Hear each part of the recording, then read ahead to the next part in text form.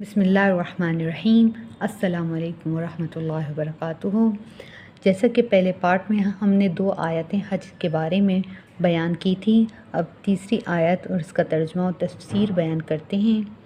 آج کے دن تمہارے لیے تمہارے دین کو میں نے ہر طرح کامل و مکمل بنا دیا اور تم پر انعام آج پورا کر دیا، اور میں نے اسلام کو تمہارا دین بننے کے لیے ہمیشہ کو پسند کر لیا کہ قیامت تک تمہارا یہی دین رہے گا، اس کو منسوخ کر کے دوسرا دین تجویز نہ کیا جائے گا۔ فائدہ: ہم نے اہم فضائل میں سے یہ بھی ہے کہ یہ آیت شریفہ جس کی تکمیل دین کا مصدع ہے، حج کے موقع پر نازل ہوا۔ امام غزالی رحمۃ اللہ علیہ نے احیاء میں لکھا ہے کہ حج اسلام کے بنیادی ارکان میں ہے، اسی پر ارکان کا اختتام ہوا ہے اور اسی پر اسلام کی تکمیل و تمیم ہوئی ہے۔ اسی آیت میں الیوم اکملت لکم نازل ہوئی ہے۔ ایک حدیث میں آیا ہے کہ یہود کے بعض علماء نے حضرت عمر رضی اللہ تعالیٰ عنہ سے عرض کیا کہ تم قرآن پاک میں یہ آیات پڑھتے ہو، اگر وہ آیت ہم پر نازل ہوتی تو ہم اس دن کو عید کا دن مناتے، یعنی سالگرہ کے طور پر اس دن کی خوشی مناتے۔ حضرت عمر رضی اللہ تعالیٰ عنہ نے ارشاد فرمایا کہ وہ کون سی آیت ہے؟ انہوں نے عرض کیا، الیوم اکملت لکم دینکم۔ حضرت عمر رضی اللہ تعالیٰ عنہ نے فرمایا کہ مجھے معلوم ہے کہ یہ کس دن اور کہاں نازل ہوئی۔ الحمدللہ ہمارے یہاں اس وقت 2 عیدیں جمع تھیں، ایک جمعے کا دن وہ بھی مسلمان کے لیے بمنزلہ عید کے دن ہے، دوسرا عرفہ کا دن کہ وہ بھی بالخصوص حاجی کے لیے عید کا دن ہے۔ حضرت عمر رضی اللہ تعالیٰ عنہ نے فرمایا کہ یہ آیت جمعے کے دن شام کے وقت عصر کے بعد، جبکہ حضور اقدس صلی اللہ علیہ وسلم عرفات کے میدان میں اپنی اونٹنی پر تشریف فرما تھے، نازل ہوئی۔ در حقیقت یہ بڑا مزدہ ہے جو اس آیات شریفہ میں سنایا گیا۔ ایک حدیث میں آیا ہے کہ اس آیت شریفہ کے بعد حلت و حرمت کے بارے میں کوئی جدید حکم نازل نہیں ہوا۔ جب آدمی حج میں یہ خیال کرے کہ اس فریضے سے دین کی تکمیل قرار دی گئی اور دین مکمل ہونے کا یہ ذریعہ ہوا تو کتنے ذوق و شوق سے اس فریضے کو ادا کرنا چاہیے۔ وہ ظاہر ہے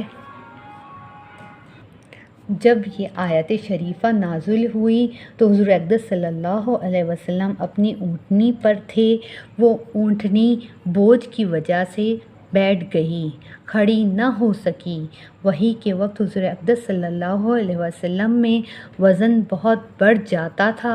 حضرت عائشہ رضی اللہ تعالیٰ عنہ فرماتی ہیں کہ جب حضور صلی اللہ علیہ وسلم اونٹنی پر ہوتے اور وحی نازل ہوتی تو وہ اونٹنی اپنی گردن گرا دیتی اور جب تک وحی ختم نہ ہوتی حرکت نہ کر سکتی تھی۔ حضرت عبداللہ بن عمر حضور اقدس صلی اللہ علیہ وسلم کا ارشاد نقل کرتے ہیں کہ جب وحی نازل ہوئی تو مجھے یہ خیال ہوتا کہ میری جان نکل جائے گی۔ در منصور۔ حضرت زید بن ثابت رضی اللہ تعالیٰ عنہ فرماتے ہیں کہ جب آیت شریفہ نازل ہوئی تو میں حضور اقدس صلی اللہ علیہ وسلم کے پاس بیٹھا ہوا تھا۔ حضور صلی اللہ علیہ وسلم پر خشی سی طاری ہوئی تو آپ کی ران میری ران پر رکھی گئی، اس کے وزن سے میرا ران ٹوٹی جا رہی تھی۔ در منصور۔ یہ اللہ پاک کے پاک کلام کی عظمت و ہیبت تھی جس کو ہم لوگ ایسا سرسری اور لاپرواہی سے پڑھتے ہیں جیسا کہ ایک معمولی کلام ہو۔ یہاں تک چند آیات کا ذکر تھا، آگے چند احادیث کا ترجمہ پیش کرتا ہوں۔ احادیث مبارکہ ہے، حضور اقدس صلی اللہ علیہ وسلم کا ارشاد ہے، جو شخص اللہ کے لیے حج کرے اس طرح کہ اس حج میں نہ رفث یعنی فحش بات اور نہ فسق ہو یعنی حکم عدولی، وہ حج سے ایسا واپس ہوتا ہے جیسا کہ اس دن تھا جس دن ماں کے پیٹ سے نکلا تھا۔ فائدہ: جب بچہ پیدا ہوتا ہے وہ معصوم ہوتا ہے، اس پر کوئی گناہ، کوئی لغزش، کسی قسم کی دار و خیر کچھ نہیں ہوتی۔ یہی اثر ہے اس حج کا جو اللہ کے واسطے کیا جائے۔ فضائل نماز کے شروع میں یہ مضمون گزر چکا ہے کہ علماء کے نزدیک اس قسم کی احادیث سے صغیرہ گناہ مراد ہوا کرتے ہیں۔ اگرچہ حج کے بارے میں جو روایات بکثرت وارد ہوئی ہیں، ان کی وجہ سے بعض علماء کی یہ تحقیق ہے کہ حج سے صغائر کبائر سب گناہ معاف ہو جاتے ہیں۔ اس حدیث پاک میں 3 مضمون ذکر فرمائے ہیں۔ اول یہ کہ اللہ کے واسطے حج کیا جائے، یعنی اس میں کوئی دنیاوی غرض، شہرت، ریا وغیرہ شامل نہ ہو۔